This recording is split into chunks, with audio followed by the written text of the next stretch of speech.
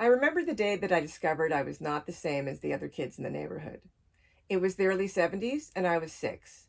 I'd fallen down and scraped my knees, and when trying to clean off the dirt, I began to realize that the skin on my knees was actually dark, different than the other kids around me.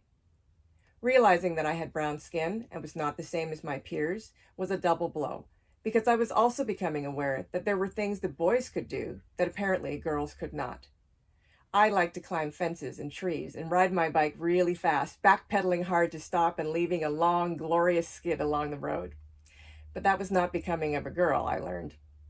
I was also learning from the science fiction books I devoured daily that it was boys who did all the pioneering and had all the big adventures in space.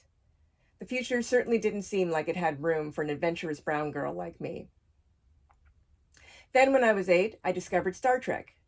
It was on in syndication, so I could watch it every night after that first funny and fascinating episode, The Trouble with Tribbles.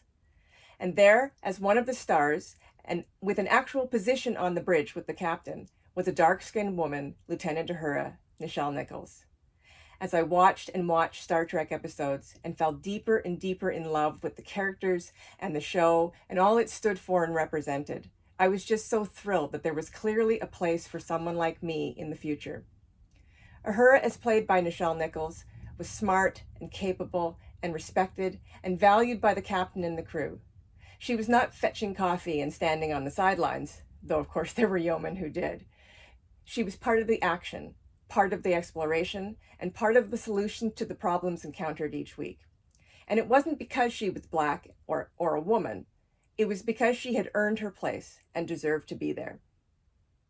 Star Trek had always been my compass to navigate who I want to be in my life, and Nichelle Nichols as Uhura was a key part of feeling like I had choices and could reach for the stars.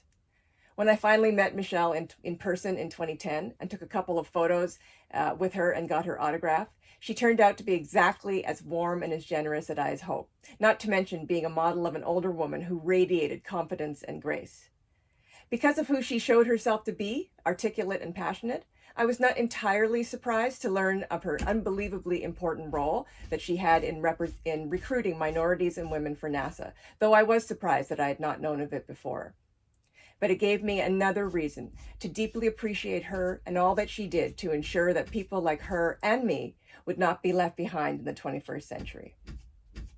I could go on, obviously, but I will end by saying thank you, Nichelle Nichols, for your portrayal of Uhura and sticking with the role even when you thought you should quit.